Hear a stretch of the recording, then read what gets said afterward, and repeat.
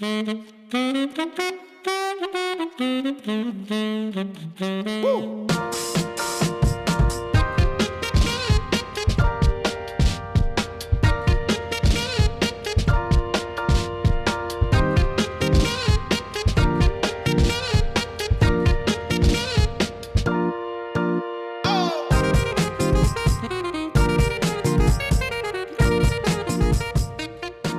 Welcome to Night Talks, the University of Florida College of Journalism and Communications talk show produced by students for you. I'm Anya Schwartzbauer, a first-year student studying international studies and journalism. And our guest today is Whitney Holtzman, a University of Florida CJC graduate who wrote and reported for ESPN, as well as operated for social media for Major League Baseball in all 30 teams. She's listed on UF's 40 Under 40 for 2023 and is currently the CEO for Social Victories, advising athletes, sports entities, and major brands on the most innovative social media and marketing tactics. Hi, Whitney. Thanks for joining us today. Thank you so much for having me. I'm so excited and honored to be here because I still feel like the college kid just hoping to get an opportunity to be in the class. First off, you earned your degree from UF focusing on journalism and sports management. So how did your time here build the skills you'd go on to use in your career?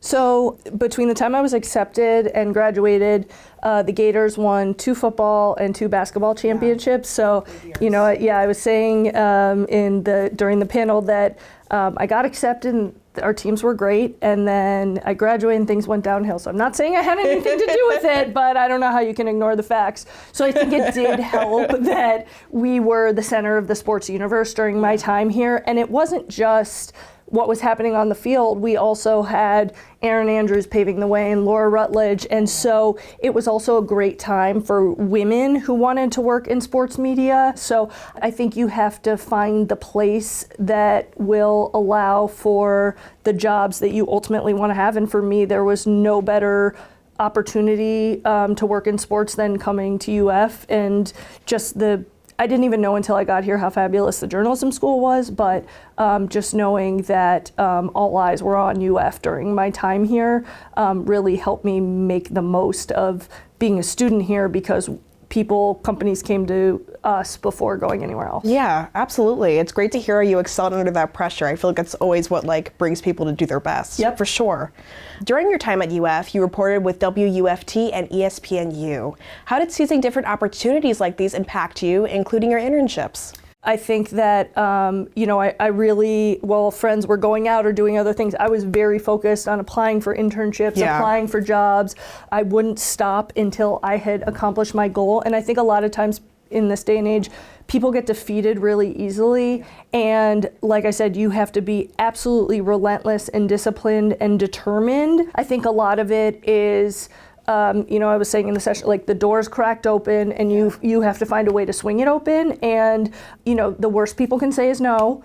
And it only takes one yes. And you want to cast your net wide and go for everything that you're interested in and see what sort of sticks and falls in your lap. So I think it wasn't just the internships I had, it was then how can I make the most of my time here after each internship based on the experience I had. Yeah, absolutely. That's so inspiring to hear since this is such a competitive field. In 2010, you began working at ESPN, as you mentioned, writing and reporting for ESPNW, ESPN's Women Initiative.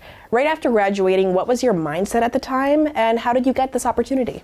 I remember that when I was graduating, a lot of my friends knew exactly what they were doing after college. And I knew what my passion was, I knew what I was meant to do, but I graduated with no job. And I always say that a transition period does not define you, because those 5 months where I didn't have a job after I graduated, I look back and they don't matter at this moment, but they were everything for my identity. And, I went from being around all the stimulation and people my age and all the opportunities to just being in a bedroom in a quiet neighborhood, was depressing in some ways. And I think that to backtrack, the way I got the first job was I was interning for ESPN in Bristol. And I had this idea that they should name the Spanish channel Espanol. I was like, why has no one thought of this? This is genius. So I emailed this guy who ended up becoming the president of ESPN. and told him my ID, and he was like, no, but you should come meet with me. So I went and I met with him, and I had my W necklace on, and I'm like, oh, ESPNW. He was telling me they were going to launch this new initiative, and I was like, I've already got your gear on. And I think that was the first moment for me that I realized that you're able to carve out your own path. I always say sometimes you're the one you've been waiting for, and everyone had said to me, if you want to work at ESPN, you have to start at a small station and, the middle of nowhere and work your way up. And maybe after 20 years, you'd get an opportunity. But I realized at that moment, wait a minute, ESPNW is sort of a startup within a larger company. So they were willing to take a chance on someone new, someone coming right out of college. And so that opportunity was perfect for me. And just because everyone else did it one way didn't mean that I had to do it that way. So that was really my aha moment that, wait a minute, I don't have to follow someone else's path. I can create my own. Yeah. I don't know. I feel like it can be really discouraging, especially in a man's world like this one.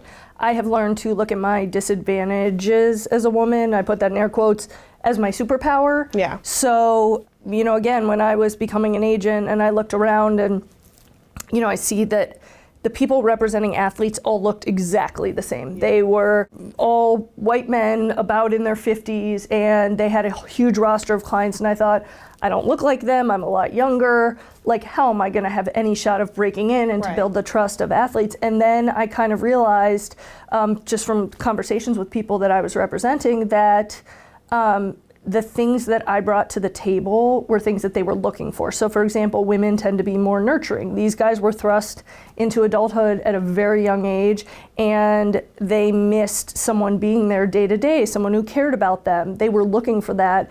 And then they, a few of them said, look, we were raised by single moms. Like in our world, women get the job done. So I started to realize that, wait a minute, there was a group of people who were actually looking for what I brought to the table, not those other guys. So it benefited me for the clients that I had not to fit in. Going off of that, what kind of stories did you cover at ESPNW, and what was the typical workload like? Oh goodness. So I was, it was a startup, so I was writing, reporting, editing. Just to backtrack, when I was at ESPN, the internship program, they give you a role that exists within the company. So the first day or two you have, they call it like rookie orientation, and then like by day 3 you are given a title that like is a full-time job. Oh, wow. So I was a production assistant, so I was creating highlights for SportsCenter and Baseball Tonight. So I would watch the game, kind of tell the editor the story that I wanted to create with the highlight, write the script, and run it across the hall to the anchors. So that was my internship. And then the role that, in addition to the editing that I was assigned, I had to write a story every day of the week called Captain's Corner. So I had to find a high school female captain of a sports team. It was on me to locate them, to reach out to them, to interview them, and then to write the story. And I had to turn in 5 of those a week. And then I was also in charge of a series called About Last Night, where I was recapping the night in sports for our fans who were following. And so I was working during the day and at night, burning the candle at all ends. Wow, yeah. How do you feel like you prepped for a work environment that was so like fast-paced and demanding? I think I just had such a drive and passion for what I was doing and what I wanted to do. Like I was so career focused, and I just didn't let other factors get in my way. Yeah. Ultimately, as time went on, priorities changed and there was more work-life balance. But at the time, it was the chapter in my career where I had the ability to just focus on creating opportunities for myself and for accomplishing goals. I didn't have other things at that moment that I had to worry about, family, marriage, kids, all those things. So I was able to pour all of my energy into making it work, and I wanted it badly enough, and I knew that if it didn't work out, there wasn't necessarily a backup option waiting for me. So I had to do whatever it took to succeed. In 2012, you became a social media producer for Major League Baseball. How did your responsibilities and your content change in that role? So at the time, and I tell a lot of kids, especially in college, if you don't know what you want to do, it's okay, because that job was my second job out of college and it didn't even exist when I was in college. I just remember at the time I was tweeting about baseball for fun, and I saw an opportunity posted to do social media for Major League Baseball, and I thought, oh my gosh, this is a job. Right. So I applied for it, and when I was in that role, we watched all the games. We worked from 6 p.m. to between 2 and 5 in the morning, depending on when the games were over. We covered all the games across the country, including the West Coast. And in the beginning, you were assigned a few different games a night, and then you were in charge. We had a huge spreadsheet with all the teams and what the teams wanted to do themselves, what they wanted to do for us. And, based on the games we were watching, we helped fulfill those requirements on social media. And then Instagram was invented when I was at MLB. So then it was another platform added. And then eventually I rose up into the MLB role, where I oversaw everyone who was posting about the games, and then I ran the MLB channels myself. Yeah, a lot more than peanuts and Cracker Jacks. Oh yeah, I mean, you couldn't even go to the bathroom, because if you missed a home run or a play, there was no break in the action. Wow, yeah.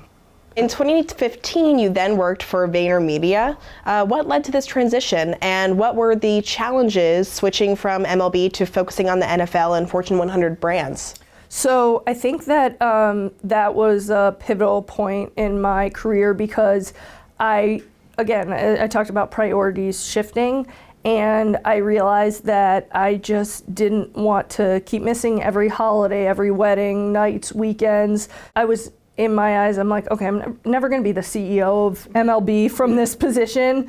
And so if it's not going to pay off and to the highest role, what am I doing? I just have to really decide what's important to me. And so I was looking for a place that had a really good culture and that had more traditional hours. And I was sitting at LaGuardia, because I lived in New York at the time, and I ordered a pizza to the gate, because I thought it was so cool that you could do that. And while I was eating my pizza, I was just reading the iPad, and there was a story in the New York Times about Vayner Media. And it was the first time that I really saw that there was a company, or as we know it now, an agency that did social media for a bunch of different companies. I really was drawn to the variety. When it came to switching from MLB to Vayner Media, I had to accept that maybe I was leaving my passions behind to prioritize other aspects of my life and my well-being. And I think the lesson I learned is, when you follow your heart, things tend to work out even better. Yeah. So, I went from covering MLB in the beginning, and then when I got to Vayner Media, I was on some of the bigger accounts, Nabisco, PepsiCo, and it was really cool to go to the headquarters of some of these major companies, and Nabisco had a big store with all the Oreos, and I would come home with 50 packs of Oreos. I could barely carry them all, because they were all at wholesale prices. So that was maybe my favorite part of working with them. But I think one thing I learned in some of these bigger clients is that they are larger, they are more corporate. Yeah. There are a lot more decision makers, and things have to go through a lot of steps of approval. So they were a lot more slow moving. We'd come up with a marketing campaign, and then maybe a month later it would go live. And I think I learned about myself and my soul that it was too slow for me. Yeah. I missed the in the moment feeling and the action aspect of sports. And so actually my third day, Gary called me into his office, and he said, "You remind me a lot of me. You're more entrepreneurial. You like to be creative." I would say the larger accounts were just more traditional mindset. So it happened to work out that Steve Ross, who owns the Miami Dolphins, invested in Vayner Media, and Steve Ross and Gary created a fund called Vayner RSE, where they would invest in incubate startups. So Gary actually created a new role for me, where once a startup had been invested in or created, incubated, they'd hand it over to me to do the marketing, and I got to steer the ship and be creative and be nimble. So I think, and ultimately I had the Miami Dolphins, and so I left MLB where I was executing different campaigns, and now I was working for the Dolphins, account where I was making the decisions and I was steering the ship. And so that's what I mean by following your heart and having it work out. You sort of realize like what bosses, what accounts, whatever it might be, what fits your personality, and you are who you are. So you're better off finding the fit for you than trying to force something that really isn't you. You then worked for the Ross Initiative in Sports for Equality as director of social media. What is RISE, and how were you able to make an impact for them? So RISE is really the first organization where every sports league has come together for one larger cause. So our goal was to eradicate racism, to get rid of injustices, break down stereotypes, and unite neighborhoods. And I really loved that job because I felt like we were making a huge impact. So I came up with this sideline racism campaign that a lot of NFL players ended up wearing on their cleats. So, you know, no matter your age, gender, economic status, education level, everyone looks up to athletes the same way. And so in times where our country can be so divisive, you know, an athlete walks into a room and everyone is looking up to them and following them. Like, I think sports are the greatest vehicle for change, for positive change, and to unify people because of the power that an athlete holds, that sort of no other figure can captivate a group in the same way. We also had an education program where we taught a curriculum to high school coaches, so we called it Train the Trainers, and then the coaches would spend one day a week instead of practice. They would teach a chapter of the curriculum, and then we'd get all the schools together at the end of the season, and the goal was to unite neighborhoods. Like, a lot of times you hear people say, oh, that's a bad area, or I don't want to go over there because it's scary or whatever. Well, chances are people there don't want to be there either. So the whole goal was, you know, it's harder to change adults. So our goal was that, you know, we would get these schools together, you know, when kids were younger or more impressionable, and they would realize how much they have in common. They would become friends, and therefore resources and neighborhoods would be going back and forth. Yeah, that's powerful. Next, you worked as Chief Marketing Officer for Brandon Marshall. Tell us about that experience and how you were able to help with his initiatives. Sure. So I think the RISE job and then into the Brandon Marshall job, I really came to realize my passion is in the intersection of sports and making the world a better place, again, because sports are just such a powerful vehicle and unifier. And Brandon Marshall was really the first player in the NFL to talk about mental health. And so we went around the country hosting youth mental health first aid classes, where basically we taught adults who work with kids how to recognize signs of mental health issues, mental distress, and then what to do about them. And the stories we heard of people, you know, who ended up saving kids' lives just based on those classes was really extraordinary. But Brandon, back in the day, he was diagnosed with borderline personality disorder, and everyone, you know, said to him, don't tell anyone about this, you're not going to get another contract. And instead he held a press conference, and, you know, he always says, you know, he was Black, he was an athlete, and he was a man. Those are three groups that tend to not speak up about being vulnerable or talking about their feelings. And so just having him as an example really helped break down barriers for so many different groups of people to really get the proper help that they need. And then at the same time, I was doing the endorsement deals for him and running the marketing for his fitness center. So I think I learned sort of how to oversee a number of brands under one umbrella. Yeah, a lot of hats to wear, for sure. Oh, for sure. In 2018, you then founded Social Victories, serving as CEO. What is Social Victories, and what inspired you to start it? So essentially, we help leaders in the sports world find their place in the world, to build their brands, help them figure out what their purpose is, and also to reach consumers where their eyes are, and to market in a way that brings value to people instead of so many companies out there which are just all about selling. We want everything that we do with our clients to feel like a win to their consumers, that people are so excited to participate in in it, they don't even realize they're necessarily being marketed to. So I really, sit down with them and help them figure out what their place in the world is so that they're set up for success the whole rest of their lives. And I think ultimately I started it because I was, I was doing well in the jobs I had. I knew I wanted to be creative. I knew I wanted to execute the ideas that I had.